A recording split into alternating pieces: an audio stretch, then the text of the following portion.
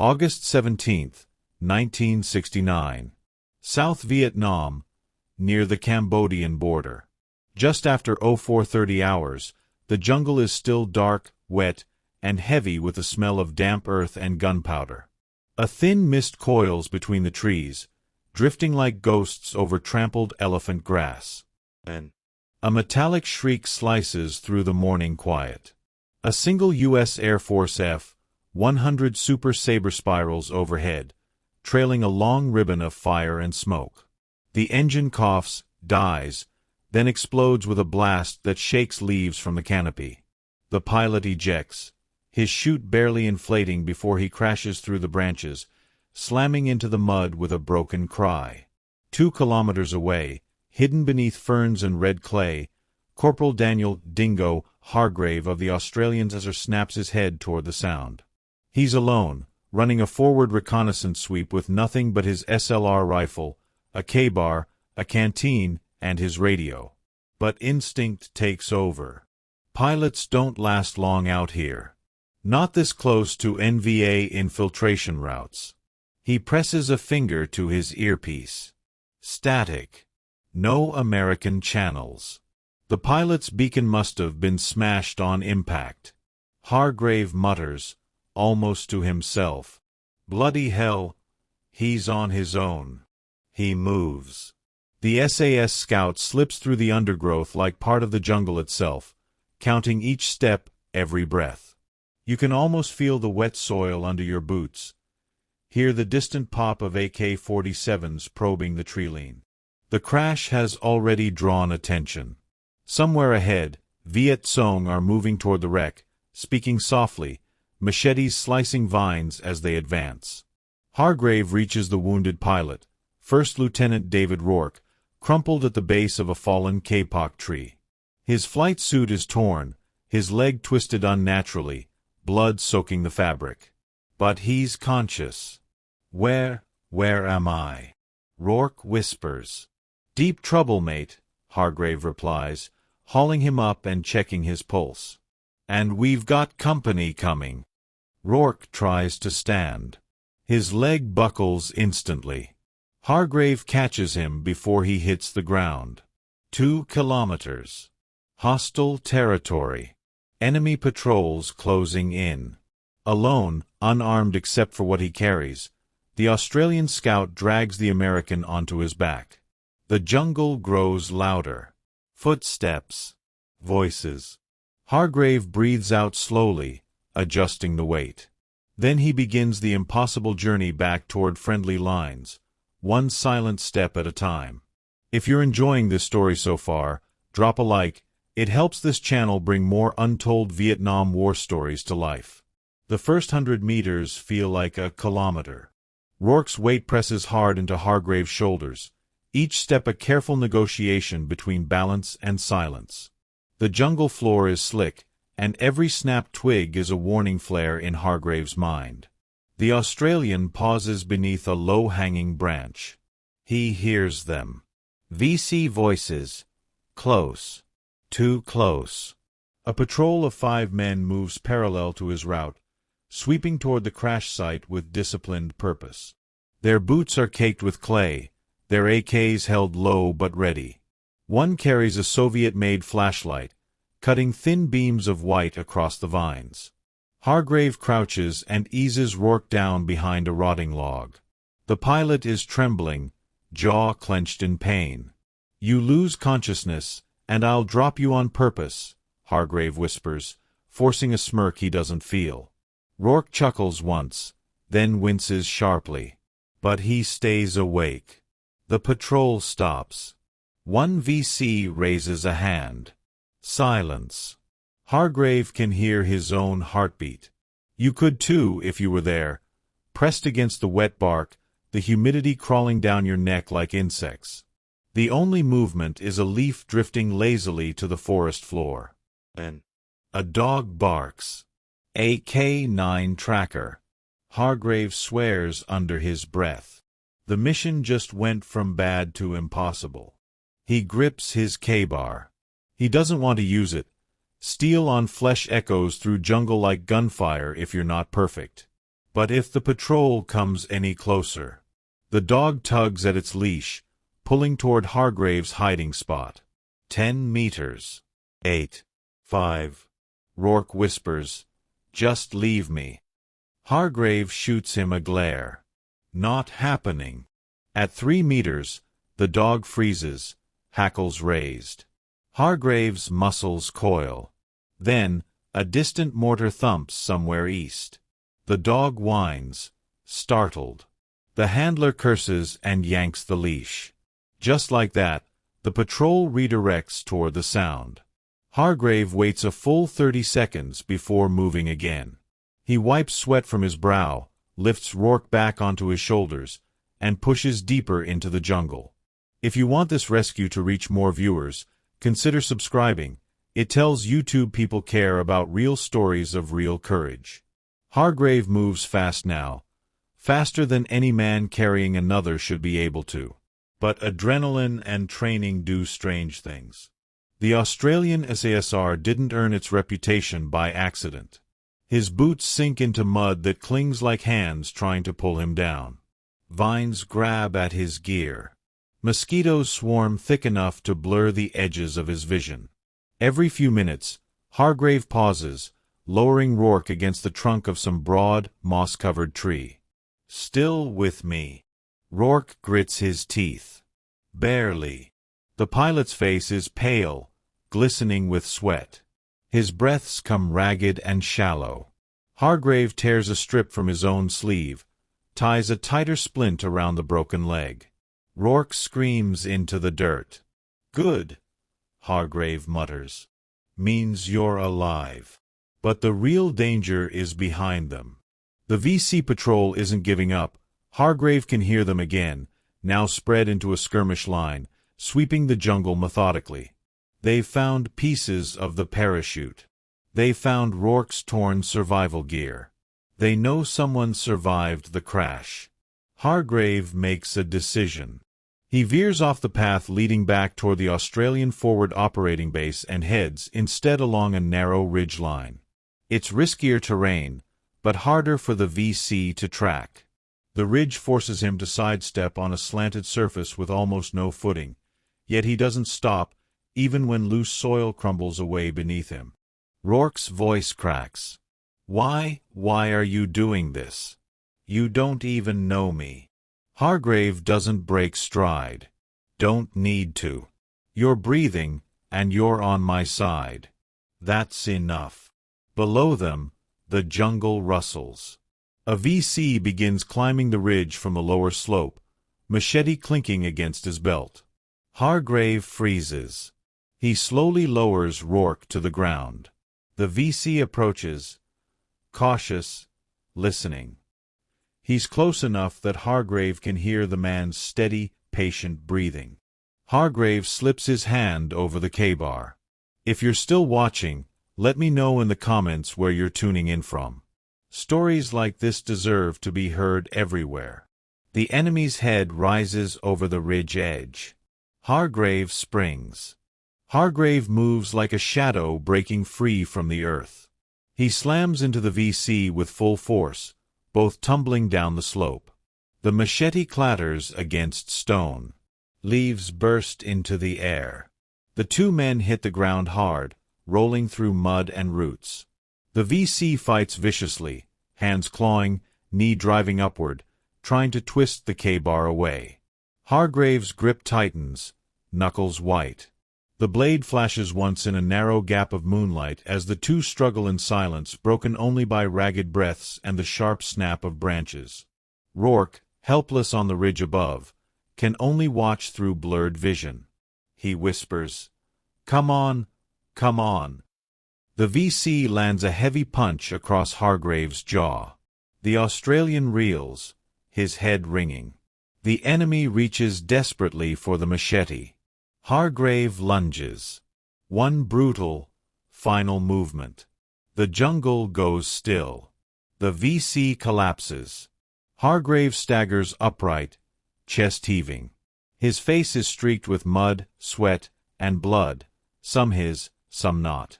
He wipes the blade clean on the grass, then climbs back up the ridge to Rourke, who is staring at him with a mixture of fear, awe, and relief. "You okay?" Hargrave asks. "You just killed that guy with nothing but—" "With what I had," Hargrave cuts in. "That's the job." He lifts Rourke again, the muscles in his arms trembling now from exhaustion and adrenaline burn-off. But there's no time to rest. The dead VC will be found, and when he is, the entire platoon will converge on their position. The jungle around them grows louder with movement, branches shaking, distant whistles, radio chatter. The cordon is tightening. Hargrave grits his teeth. 1 more kilometer. Stay awake. We're not dying out here. A thin line of dawn pushes through the canopy. Friendly lines are out there. Close, but not close enough. If you haven't already, hit that like button so more people discover these incredible acts of courage. The growing light is both blessing and curse. Hargrave can finally see the terrain ahead. Slopes, gullies, choke points, but so can the enemy. Dawn strips away the jungle's shadows, exposing movement that was once invisible. Rourke hangs over his shoulders like dead weight now. His breaths are shallow, fading. Hargrave feels the pilot's heat through his shirt. Fever, shock, blood loss. Time is running out. Then he hears it, the unmistakable metallic clack of an RPD machine gun being set up somewhere ahead. Hargrave stops. Listens.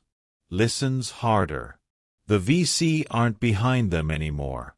They've leapfrogged ahead, predicting his movement, preparing an L-shaped ambush.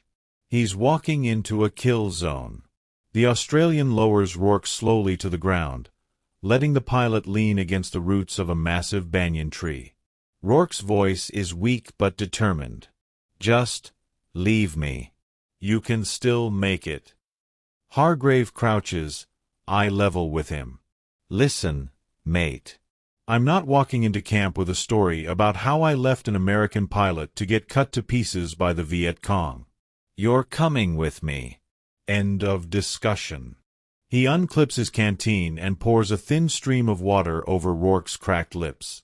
Then he unslings his SLR and checks the magazine. Half full. Not ideal, but better than nothing. Hargrave scans the ridge line. The ambush is tight, disciplined.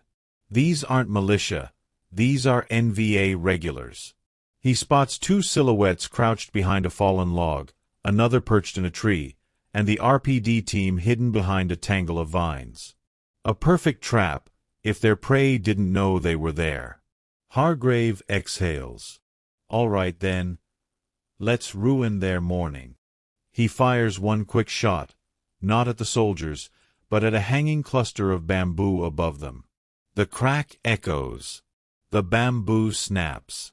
A whole curtain of heavy stalks collapses, smashing down onto the RPD team and revealing their position. Hargrave lifts Rourke again and sprints the opposite direction as gunfire erupts behind them, wild, panicked, uncontrolled. Bullets tear through branches overhead, spraying splinters like shrapnel. You can almost hear them whizzing past your ears. Hargrave pushes forward, legs burning, lungs screaming. Every step is a gamble. Every second, the enemy recalibrates their aim. A bullet grazes the bark inches from his head. Another kicks up dirt at his feet. "Hold on, mate," he growls. "We're nearly there." And somewhere ahead, very faintly, he hears it. An Australian accent shouting over the radio. His unit. Hargrave stumbles into a narrow ravine, one he recognizes. He's been here before. This is the last natural barrier before friendly territory. Once he crosses it, he's close enough for the perimeter guards to hear a shot or shout. But the VC know it too. Crack. A bullet slams into a tree just above his shoulder. Crack. Another slices clean through the sleeve of his uniform. Hargrave drops into the ravine just as a burst of automatic fire rips across the ridge. Mud splashes over him. Rourke's breath shudders against his neck. The pilot is barely conscious now, drifting in and out, whispering nonsense between gasps. Hargrave presses a hand to the back of Rourke's head. "Stay with me, Lieutenant. We're close. Closer than you think." He crawls forward on elbows, dragging both their bodies through sludge until he reaches a small outcrop of rocks. From here, he risks a glance over the edge. The enemy is coming fast, fanning out, firing, advancing with brutal coordination. They want the pilot. They want proof. They want a trophy. Hargrave raises his SLR and fires 3 rapid shots. 1 VC drops. 2 scatter for cover. The Australian uses the moment to push forward again, scrambling up the ravine wall with superhuman effort. Every muscle screams. His vision blurs. Rourke's weight feels like lead. But then, a sharp whistle cuts through the air. 2 green smoke grenades pop open 50 meters ahead, drifting plumes of thick color across the jungle floor. Friendlies. Hargrave musters the last of his strength and sprints through the smoke, firing blind shots behind him. Shapes move in the haze, Australian diggers in jungle greens, rifles raised, shouting for him to keep moving. A pair of hands grab Rourke from Hargrave's shoulders. Another soldier catches Hargrave himself as his legs finally give out. "Jesus, Dingo, how the hell did you get this far?" a sergeant shouts. Hargrave tries to answer, but collapses onto his back, staring up into the rising sun. Behind them, the jungle erupts as Australian gun teams open fire, laying down a roaring curtain of lead to stop the VC's final push. Hargrave closes his eyes. He's made it. If this moment hit you hard, drop a like so this story travels further across YouTube. Heroes like this deserve to be remembered. The world returns in fragments. Sound first. Gunfire still cracks in the trees behind them, but now it's distant, controlled. Australian voices shout orders, boots pound the earth, and someone calls for a medic. Hargrave blinks against the light filtering through the canopy, his vision swimming. A face leans over him, Corporal Mason, one of his own. "Mate, you look like you went 15 rounds with a brick wall." Hargrave groans. Feels about right. They help him sit upright. Hargrave's uniform is shredded, streaked with dirt and blood. His hands are trembling from exhaustion, but his eyes lock immediately onto the medics working over Rourke. The pilot is pale as chalk, drifting toward unconsciousness. "Is he alive?" Hargrave asks. "Barely," the medic says. "But he's got a real chance. Thanks to you." Hargrave exhales slowly, shoulders finally relaxing. But there's no time for relief. Enemy fire erupts again from the tree lean, louder, closer. A fresh NVA squad must have arrived, pushing hard to retrieve what they lost. The Australian sergeant kneels beside Hargrave. "All right, Dingo. We're pulling back to Firebase Raleigh. Choppers inbound for the Yank. Can you walk?" Hargrave tries standing. His legs nearly buckle. Define walk. 2 soldiers hoist him between them. Good enough. They move quickly, half retreat, half controlled sprint, maneuvering through the dense jungle toward the rear perimeter. Rourke is carried on a field stretcher, medics crouched low as they navigate roots and fallen logs. The gunfire intensifies behind them. Hargrave twists his head to look back. Figures in dark green flicker through the foliage, moving with deadly precision. The Australians respond with bursts of L1A1 fire. A machine gun team sets up behind a boulder and unleashes a deafening roar that shakes the ground. For a moment, the firefight is a storm, echoing through the valley like thunder. "Dingo!" Mason shouts. "Eyes forward."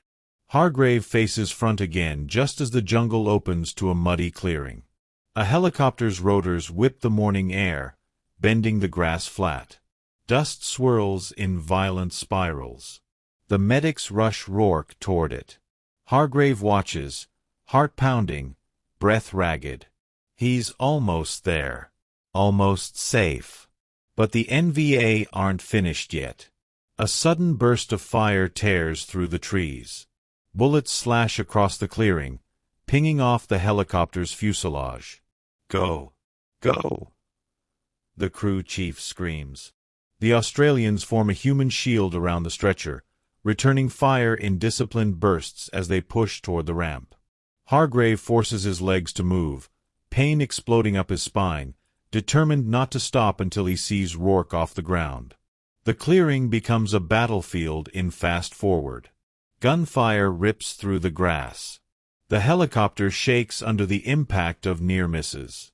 The crew chief leans out with an M60, spraying the tree line with sweeping arcs of lead. Hargrave drags himself forward, each step agony, until he reaches the helicopter's landing skids. A medic waves him down, shouting over the blades. He's crashing. We need to go now. Rourke lies strapped to the stretcher inside, face ghostly, oxygen mask pressed tight over his mouth. His eyes flutter open just long enough to find Hargrave.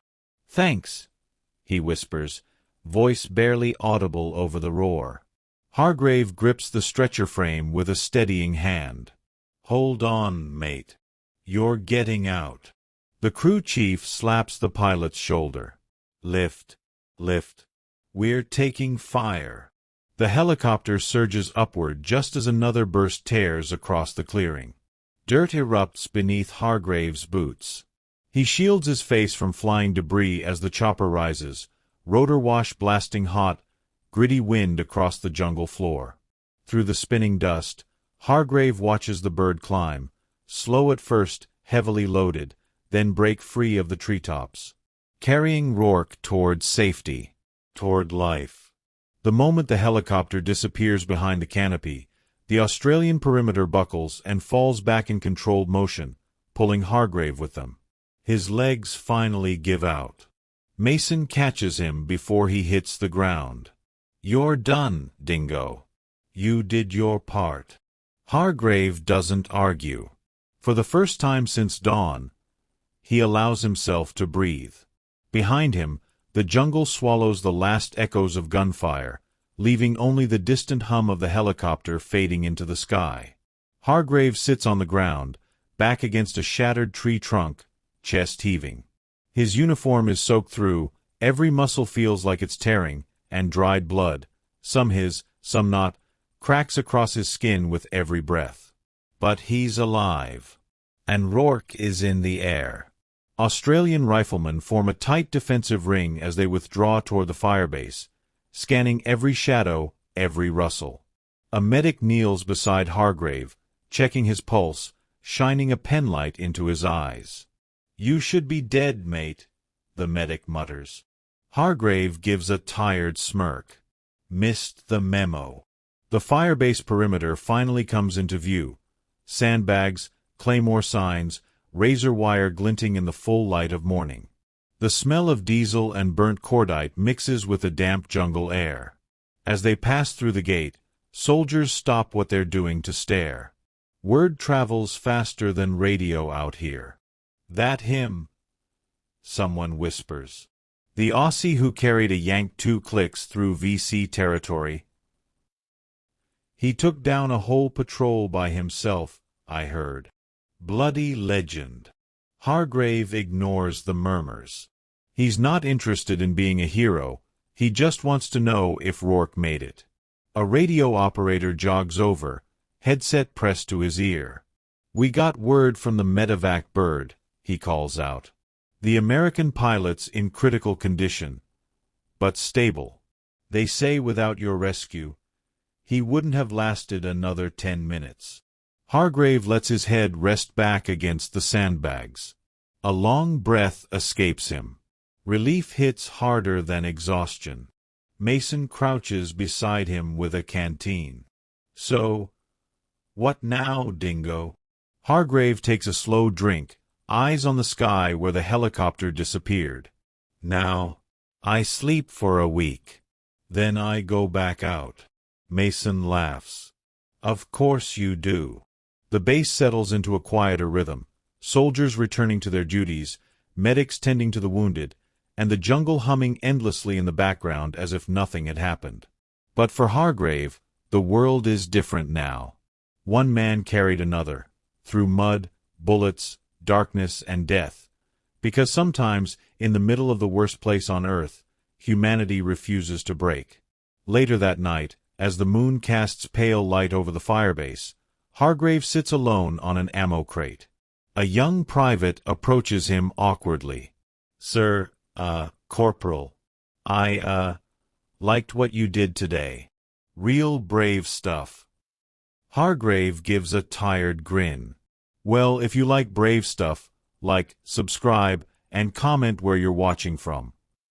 The private blinks, confused. Hargrave chuckles to himself. Even in war, a little humor keeps you sane. He looks toward the dark jungle again, quiet now, but never truly silent. Tomorrow, the fight continues. But today, he saved a life. Today, he beat the impossible.